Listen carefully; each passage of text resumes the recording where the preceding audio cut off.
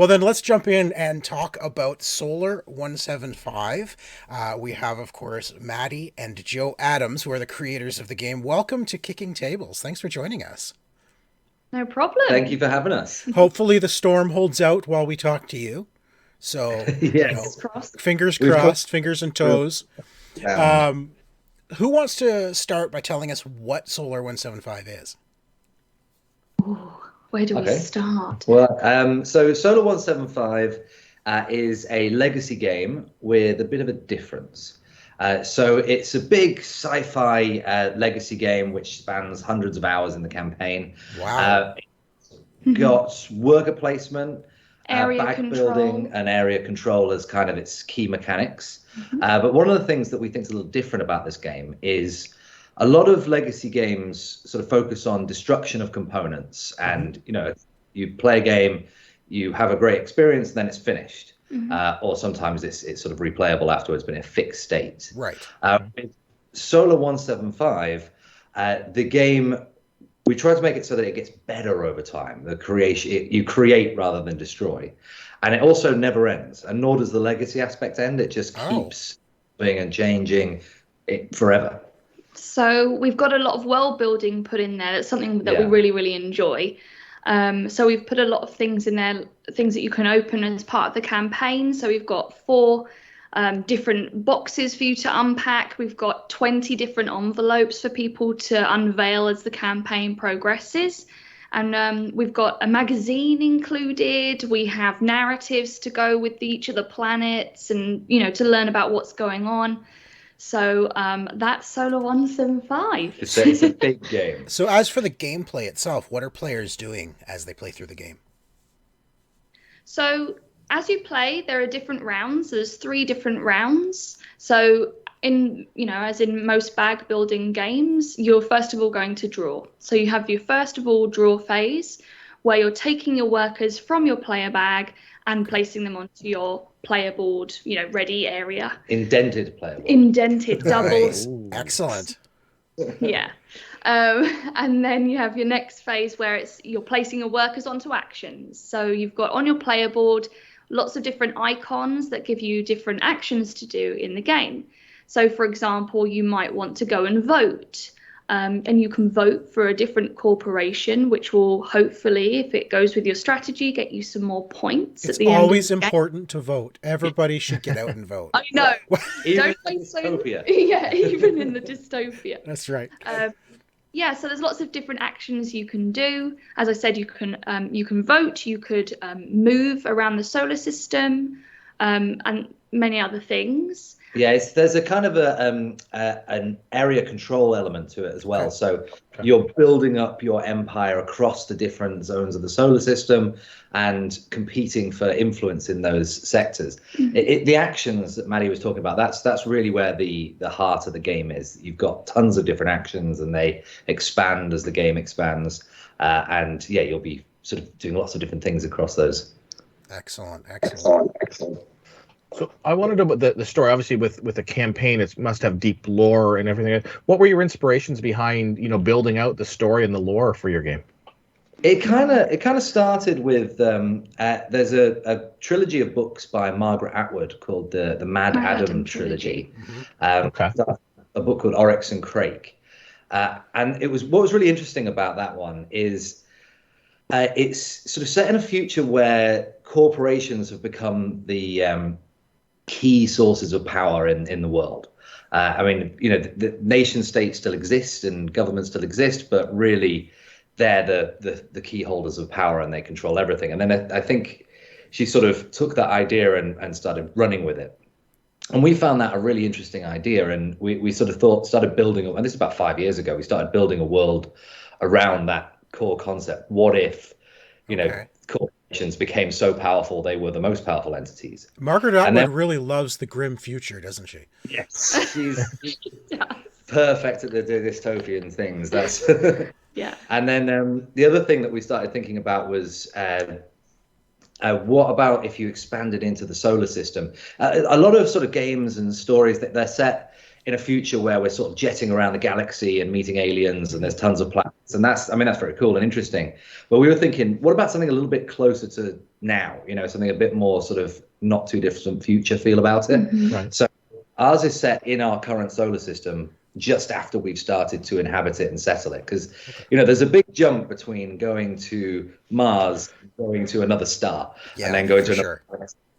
So it's to have a sort of realism, I think, to it.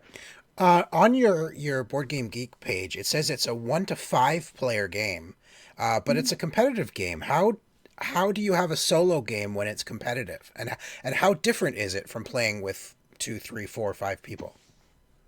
Well, first off, a lot of the time when we've seen solo modes on games, it's always been where you take away quite a lot of the content, and actually what you see is actually very tapered back for the solo mode. So we really wanted to consider that and think about making the experience for solo players as good as though the experience of a 3-player, a 5-player.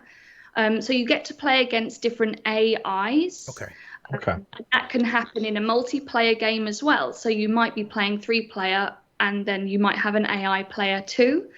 And you have different cards that you interact with. Yeah, so we've built it sort of from the ground up for solo play, because we like a lot of solo games as well. And it's the idea is it should be very quick to sort of control these AI players, so you can focus on your own game. But you can just put in as many of these as you like, and they're scalable in difficulty, so you can make them harder or easier depending on how much challenge you want in the game. And so nothing missing from the game. So you're not going to not experience something because you did it solo. You're going to get the exact same experience. Right, because now you have AI players to play against, essentially. Excellent. Yeah. All right. So you mentioned with a legacy campaign that sort of really doesn't end. How does that work if somebody, say your game group, not everybody's able to get together every time? Say you're down a player or an extra person shows up. Can they be added in, or people drop out as you play through the campaign?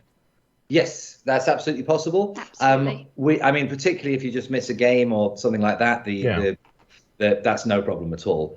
We've sort of thought of it more. There is a campaign that runs through the initial part of the game. That'll take about 20 to 100 hours to complete. Then it keeps going after that, and that's not the sort of be all and end all. So you can have people come in and drop out. I think it works best if you keep the same people throughout the whole campaign, but it's not a requirement. You can definitely change things around and it will still work. And players are representing a corporation in the game. So, for example, if someone did drop out, somebody could take over that corporation, for example. Simply like that. Yeah, so the idea is the corporation is the one, other ones competing in the ultimate game. So, they can have different CEOs controlling them, but the story of that corporation will be what happens. So how does the game change? Like, without giving anything away, what sorts of things are changing between sessions?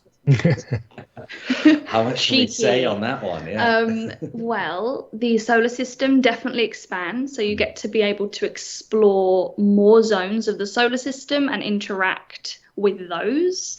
What more can we say? Well, there's a sort of a narrative that runs through. Without saying too much, there's you start off the game, there's this sort of shady, corrupt government system which has different political parties that are all very much controlled by the corporations. And as they sort of get more and more powerful and do more and more dodgy things, another group sort of appears called the Celestial Rebellion, who are kind of an anarchist group.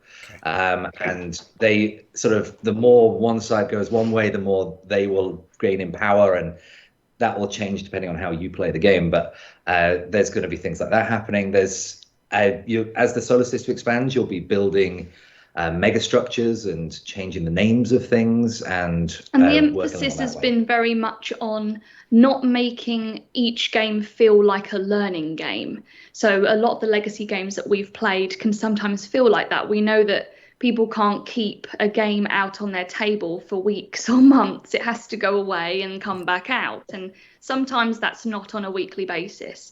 So we've made sure that the different things that can be incorporated, maybe the new components, the new areas to explore, they all have the same fundamentals, but there's actually just more to do, but it's not extra rules to constantly, adapt and remember. So just expanding the current abilities you have.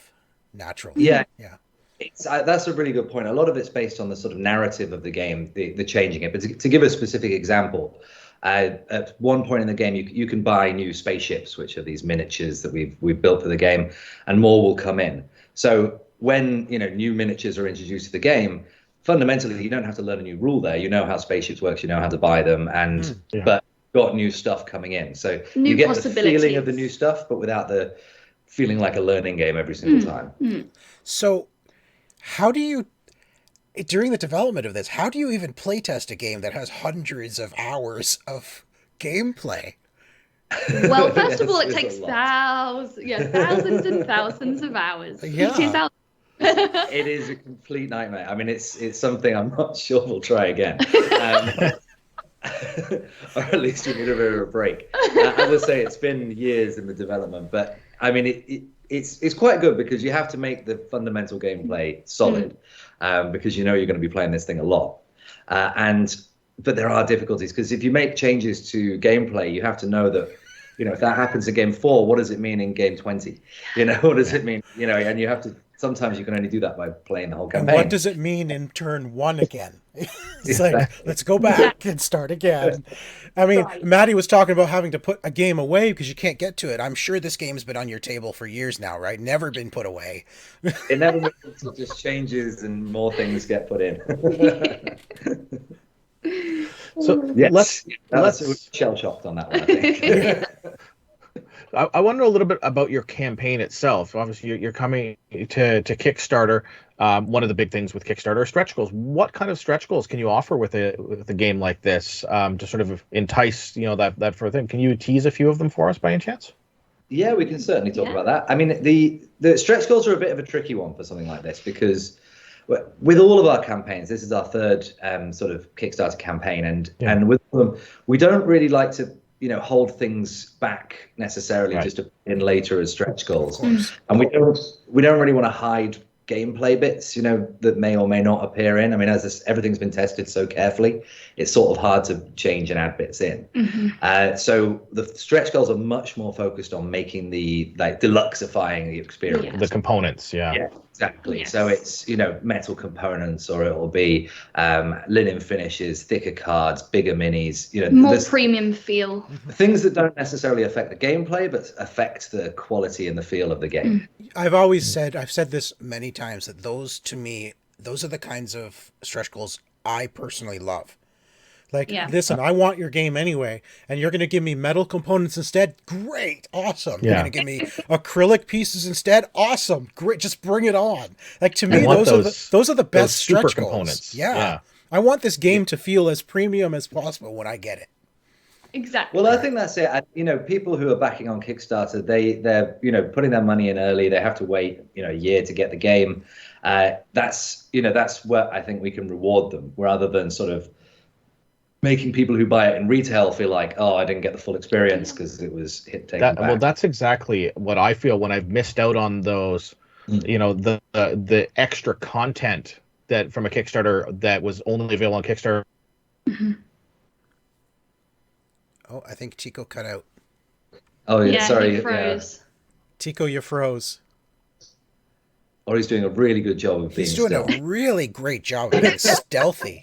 Wow. That's never happened before. Anyway, do you remember what you were saying? It was the most brilliant question I've ever asked in the entirety that we have ever done this. I believe it. Of course, I don't remember what it was now. No, I just was making a comment about, when I miss on a Kickstarter that has exclusive content, I almost feel I don't want to get that at retail because I'm missing out on key parts of the game. Yeah. Whereas if you're just, you're upgrading the components, it's like that's still the same game. You just get a better version of it. Yeah, I mean, for us, we're obviously a small independent publisher, so there may not be a retail release. We can't sort of guarantee that will ever happen. But I mean, if there is one, we don't, want to make people feel like they're not getting the full experience. Yeah, for sure. You mentioned earlier that people have to wait a year to get a game. I'm like, wow, only a year? You're being generous. Well, so far, that's been we've done 3 games, as I say, and we've delivered all within a year. Yeah. They've all been quite big box games, with cards, things like that. But Last one was tricky. It was very tricky with the pandemic and everything. Yeah. Sewers, blockages, and lots of things making life very stressful. But so what we tend to do is we don't tend to go to Kickstarter until the game is pretty much ready to go. Okay. So, you know, we still have to print it, and it still needs to be freighted, and, you know, those things take time. But it's not. But the fundamental developments of the game are done. Yeah, that's great. So we are ready, and we want everyone to get it on their tables as soon as possible. Awesome. I mean, it sounds amazing. I love, Tico and I both love Legacy and campaign games. That's top of our list of the games we love. Yeah. So this sounds really, really exciting. There is something exciting about Legacy games. I mean, they're so unique to tabletop, and I love the idea of it. I mean, it's such a brilliant way to get that permanence into a tabletop game that you wouldn't normally see with the sort of standard, you know, reset. For me, it's that because I'm also a video gamer, right? So it's that, and I love single player video games that tell a narrative, and of course that narrative keeps moving forward. So it's like taking that single player narrative on a video game to a tabletop and watching as the game progresses. It actually continues and changes, and you're not playing the same thing every time you sit down to play. It's like, let's keep going, and new things are being added. I just love that. Yeah, I get that binge feeling to it as well. You were like, I want to play the next round. We got to get the next game. It's like we just spent 3 hours going through, you know, scenario 1. We got to get through scenario 2 now. You're doing a 9-hour session just to get through it. That binge feeling. Yeah, but there's not many other games where you can sit down and play the same game for 9 hours straight. But you can with a campaign or a legacy game because you just want to keep going. It's awesome. Yeah. It's changing and you're getting new things. Yeah, and when you can see the things in the box, you can see that there are boxes and envelopes to open. You think, let's just do one more game. I want to know what's in that box. Exactly. Just open one more thing. Yeah. It's I was listening to Jamie Stegmaier of Stonemaier Games talking about legacy games, and one of the things he was saying is, you know, one of the best experiences of a tabletop game is that first opening of the box and going through stuff, and you just get that over and over again with legacy games. It's great. All right. Well, our next segment here, we have our lightning round questions where we want to learn a little bit about you guys as gamers. So we've got, I think it's 7. I can never 8 maybe questions. 8 questions. I think. Questions. I'm gonna fire through this lightning round. We'll get Joe you to answer first, and then Maddie answer second for each of these. Just really quick, whatever comes to the top of your mind surrounding your board gaming and gaming habit. All right, you guys ready? Yep, ready. All right. Dice or cards? Cards. Maddie? Oh, sorry, cards. You each get an answer. I'm sorry. I was waiting until you finished. Sorry. All right. Your favorite game mechanic? I love bag building. Okay. I think deck building for me. Yeah, I think deck building. All right. Favorite modern game? Viticulture. Great Western Trail, probably. Okay. Yeah. Game you love but always lose? Ooh. I don't really lose. I would say 175. Yeah. Maddie beats me consistently at that one. What would I say? I would maybe say Orleans. Orleans. I lose every game. I love them all, so it's fine. I think viticulture is your specialty, so I'll go back to that one. All right. Marvel or DC? Ooh. Marvel.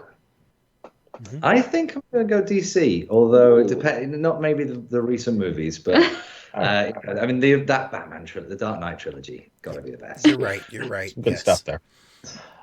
Competitive or cooperative? Competitive. Solar 175, anyone? Yeah. All right. Here's one. Legacy games: destroy the components or preserve them? Preserve. Definitely preserve them. Yeah. Again, Solar 175. Yeah. All right. Differently for that one. No. Last question. Space-related question: Star Wars or Star Trek? Wars for me. Star Wars, yeah. A valid answer would also be both, because, you know. Yeah, that's true. I do love both of them equally, so, Maybe not equally, but Yeah. Joe and Maddie, it's been such a pleasure having you on Kicking Tables. Solar 175 sounds amazing. Before we let you go, give us the elevator pitch for this game. Why should people back it? Because it's awesome. That was a really short elevator ride. I like that. Yeah, that's a very short. I don't know. I would say it's a big box legacy game for 1 to 5 players, set in a very rich dystopian world, which has had huge amounts of time and effort put into it. You'll have hundreds of hours of gameplay, and unlike most legacy games, you will never get to the end of this, and you won't feel like you're destroying it. It will just get better and better the more you play. All right, everybody, go check it out. It is going to be on Kickstarter tomorrow, March 1st, 2022. So go check that out. All the links are in the show notes below. Joe and Maddie, thanks again for joining us. It's been awesome. It's been a pleasure. Thanks so much for having us, guys. Like, oh my gosh, what am I saying? Okay, so thanks so much for watching. Please make sure to check out our Kickstarter for Solar 175 on March the 1st. And don't forget to subscribe to the excellent OMG Nexus right here. I'm not in the middle. There. Should we try that one more?